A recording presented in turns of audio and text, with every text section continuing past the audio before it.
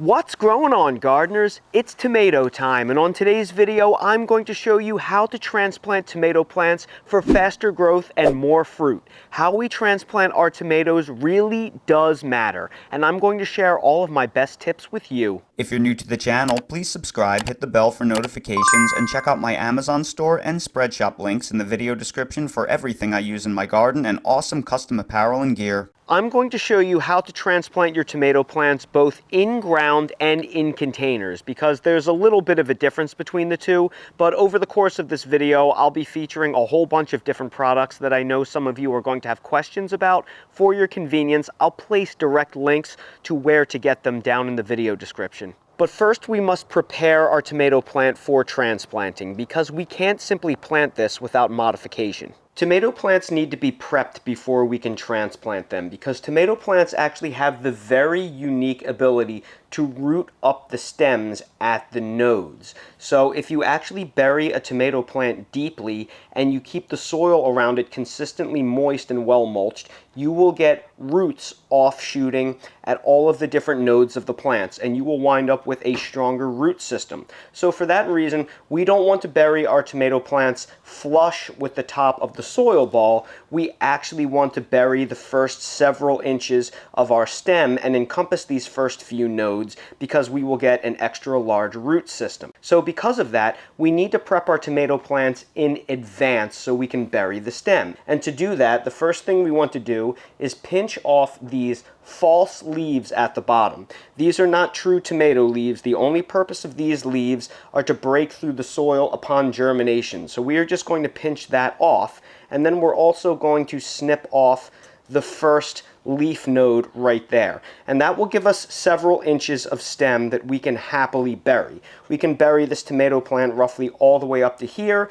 and we can get 2 extra nodes worth of root development. And we want to do this at least a day before we transplant our tomatoes, because we're creating open wounds on our plants when we cut into them. So we don't want to simply prune our plants and then bury them, because that opens up the membranes of the tomatoes to soil-borne bacterial and fungal diseases. We want to give the plants time to heal over. So do this at least a day ahead of time, but if you can do it several days ahead of time, that is even better. So I'm going to do the same thing and prune my advanced tomato transplants, because I intend on transplanting these tomato plants this weekend, and I just want to give them all a little bit of an opportunity to heal. And the next thing we must do before we transplant is acclimate or harden off our tomato plants to the true sun. If you started your plants indoors underneath grow lights, or in front of a sunny window, or inside a greenhouse or a sunroom, you cannot simply carry out your tomato plants and plant them underneath the full sunlight.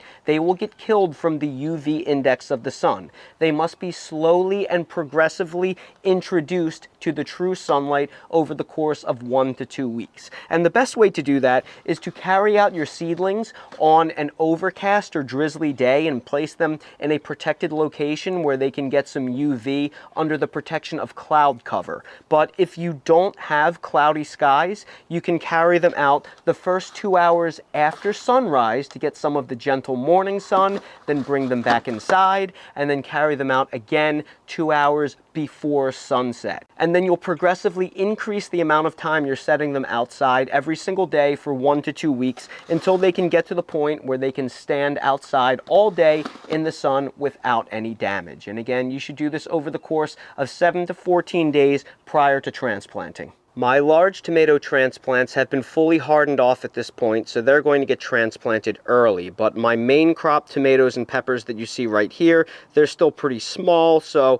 now that it's 4 p.m., I'm letting them sit outside for the last 2.5 to 3 hours of the sun of the day, because it's relatively gentle, and this is the best way to harden off those more vulnerable plants. Tomatoes are fast growers and extremely heavy feeders, so it is very important that we supplement the transplants with fertilizers, and to do this I'm going to use 3 organic natural fertilizers. The first one is going to be an all-purpose granular organic fertilizer. Anything around a 444 NPK will do just fine, something relatively balanced where all 3 numbers are represented. That will have all of the trace micronutrients and macronutrients that the plants need to survive survive and overall be healthy, but I'm specifically going to target tomatoes using additional supplemental bone meal, which has a ton of phosphorus and calcium, which is critical for root development and to support the blooming and fruiting cycle. I have found bone meal is incredible at helping tomatoes bear more fruit and grow bigger roots. And for me, I'm going to use an optional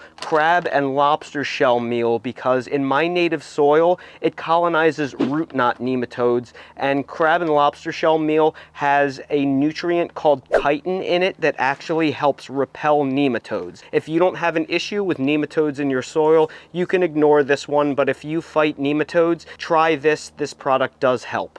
In addition to the organic and natural fertilizers that I will be placing in the planting hole, I also want to water in the plants with some water-soluble fertilizer. Now, I know this seems like a lot of fertilizer, but bear in mind that organic and natural fertilizers take a long time to break down, weeks and months in the soil. So when you first plant them, they don't really do much, and plants tend to suffer from transplanting stress. And I have found when I immediately water them in with something like fish fertilizer supplemented with a little bit of 20-20-20, because these are water soluble, they are immediately bioavailable and they help the plant immediately grab hold and grow quickly so you don't get that delay from transplant shock. So I have found it to be extremely beneficial to use these products. So let's begin with an example of planting a tomato plant in ground. And I'm going to plant this tomato in this raised garden bed that was amended with 3 inches of fresh compost that I had delivered at my home. And when this compost was delivered, it was still piping hot and composting. So I placed it in this bed 3 weeks ago to give it time to cool down. You never want to plant your plants in piping hot fresh compost if it is still smoking, because that could actually harm or kill your plants if that compost is still hot. So keep that in mind. Now that everything is cooled down and the soil has been amended, I'm going to plant this Celebrity Plus tomato, which is a semi-determinate that can grow to about 5 to 6 feet tall given enough time. When I plant my semi-determinate and indeterminate tomatoes in ground, I like to give them about 2 square feet to grow in, and I denoted where I'm going to place this tomato with this shovel right here to give it that 2 square feet. Now, when I dig in a raised garden bed or permanent in-ground soil, my goal is to disturb that soil as little as possible, because your soil is a complicated microbiome of fungi and bacteria, and the more you dig it up, the more you are disturbing those beneficial cultures. So we really want to only disturb the soil as little as possible to plant the tomato. So I'm going to dig the smallest hole possible while making it deep enough that I can bury several inches of the stem. So before I pull it out of this container, I'm going to give a test hole. Okay, it could use to be a little bit deeper. It's not quite where I want it to be, because I want it to root up roughly the first 3 to 6 inches of the stem, so I encompass a few root nodes to give better root development over the course of the season. Because this tomato, if I can keep it alive and I don't have a brutally hot summer, this can produce all the way until October or November here. So that looks like to be just where I want it to be. So now I am going to go ahead and pop this tomato. I'm going to squeeze the bottom and then it will release, and we have a beautiful root ball right here that is very strong, but it is not yet root bound. Another week or two and I may have had a problem on my hands. So now I'm going to dust the planting hole with 1 handful, maybe a little bit larger of a handful of organic 555 on all-purpose fertilizer. Then I'm going to dust the sides with bone meal, and I'm going to put in that crab and lobster shell meal to help inhibit nematodes just in case. So I'm going to place this tomato in, and then on top of that root ball, I'm going to put a little bit more crab and lobster shell meal, a little bit more organic fertilizer, and a little bit more bone meal. And now I'm going to start backfilling that planting hole.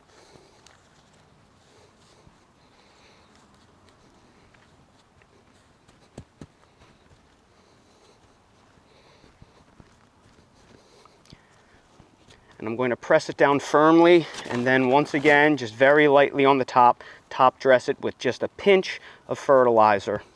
Tomatoes are very heavy feeders, and I've found that the more you give them, the more fruit you get.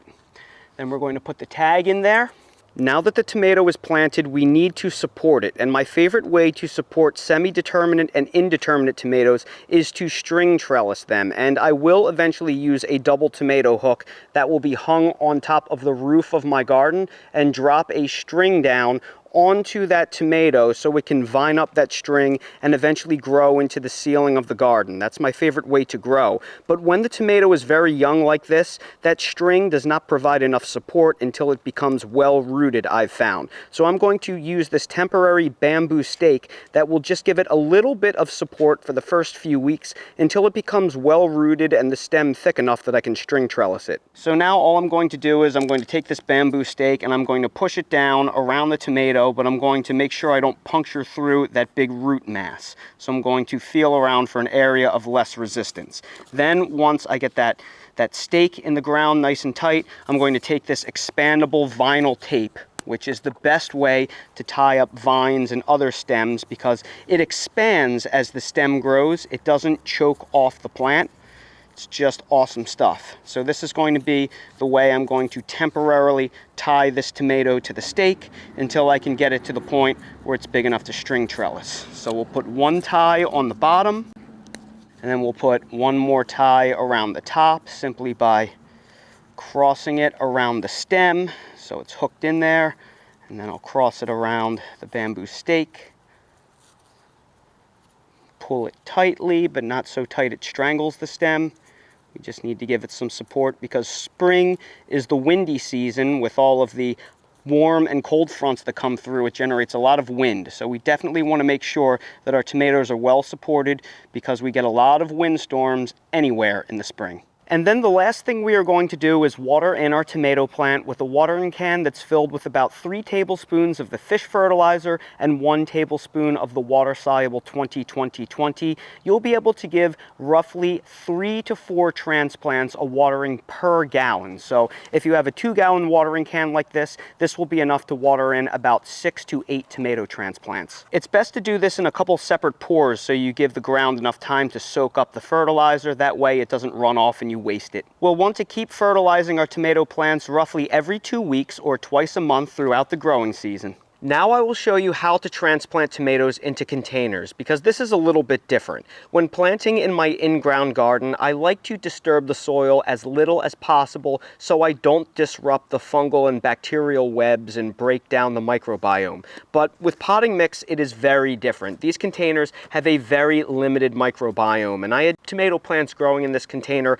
last year. I pulled them out in November or December, and this potting mix has been sitting for about 4 or 5 months now. So over the course of winter, since potting mix is basically made out of either peat moss or coco coir, it gets really hard. It decomposes and it compresses because it's almost all organic matter. So we actually really want to break that up and fluff it back up. So what I'm going to do is actually add a little bit of supplemental perlite, a couple of scoops, just to lighten it up. And then I'm going to dig in really deeply and work that perlite in. And I'm going to make sure that I dig all the way to the bottom of this container and I fluff up all of that mix, because it is very important that we break it up so the tomato plant's small fragile roots can traverse this medium as easily as possible. If all you do is dig a hole and you plant the tomato plant in mix that basically is like a brick,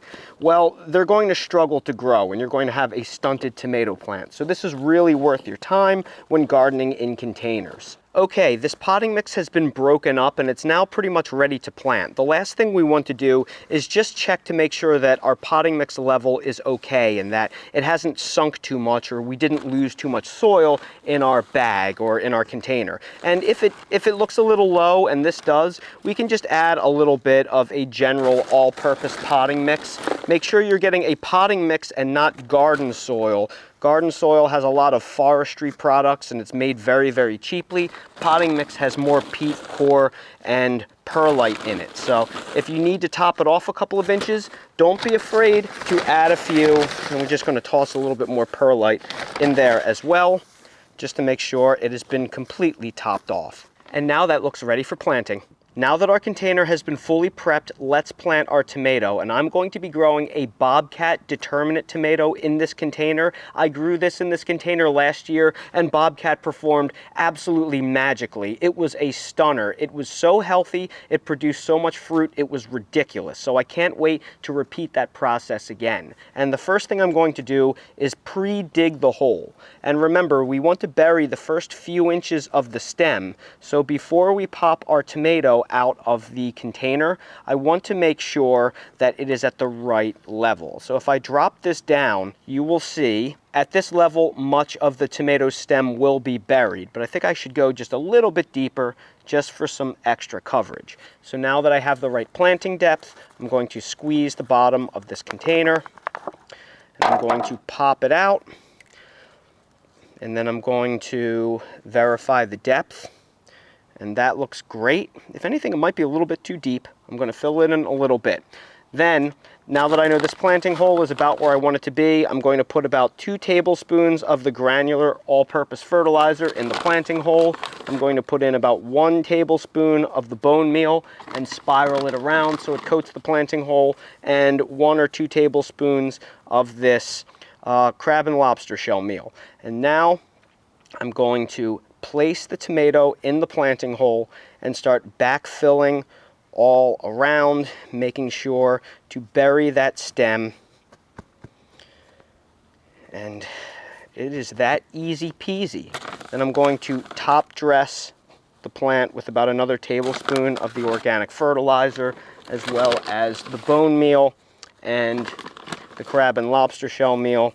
And I know this seems like a lot of fertilizer, but tomatoes really are heavy feeders, and the more you give them, the more you tend to get. So an extra $1 worth of fertilizer can wind up giving you an extra $20 worth of fruit. It really is worth it in my experience. We'll just lightly compact that down. And then we are going to water in our tomato plant with the watering can filled with 3 tablespoons of fish fertilizer and 1 tablespoon of the 20-20-20. We want to repeat this fertilizing process about once every 2 weeks or twice a month. And then the last thing we need to do is just make sure we support our tomatoes. Now, how you support your tomatoes is up to you. You can use staking, you can use tomato cages, you can use string trellises. In these awesome containers, I love these self-watering pots that have these built-in trellises. I think they are incredibly awesome. The Bobcat only gets to be about 3 feet tall, so I only partially built the trellis, but this Celebrity Plus right here, this is a semi-determinate and can get 5 to 6 feet tall. So I'm going to build up the trellis a lot more because this one's going to be a big boy.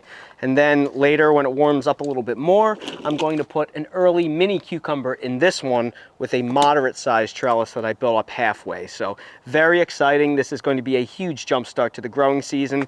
And a lot of you always ask, what are these awesome containers when you see them? I placed links in the description to the containers. This is the largest size that they offer. Now, as I've said several times in this video, as our tomato plants grow throughout the season, it is important that we continuously fertilize them because they are very heavy feeders. So what we want to do is every 2 weeks, we want to come by each plant and give it roughly 1 tablespoon of a granular organic 555 all-purpose fertilizer, a little pinch of bone meal, and if we want to water them in with some diluted fish fertilizer and 20-20-20, that would also give them a boost as well. Twice a month is about what they need until the tomato plants start getting tired and you're running out of length of the season.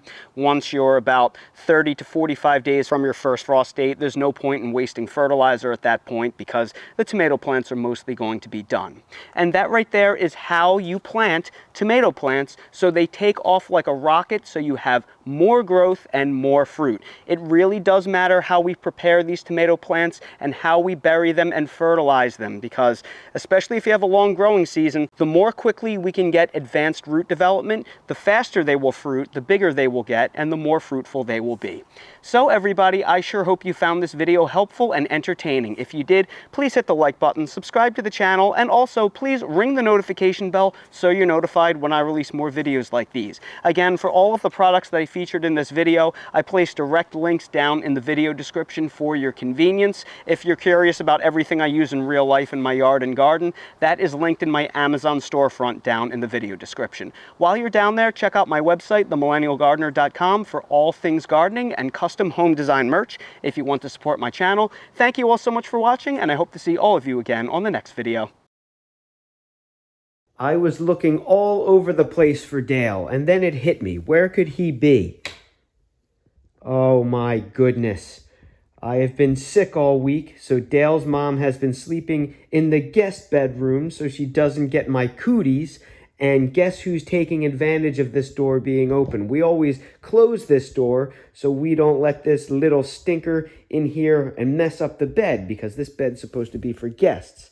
But I guess he gets free reign this week. He loves being in here because he can sit on the edge of the bed and then stare out at the window and watch everybody walk by. And we don't want to turn Dale into a little busybody, so that's another reason why we never let him in here. But I guess he gets lucky this week. I guess this is going to be your 6th bed in the house. He has a bed in every room, and now he has his own bedroom. Stinker.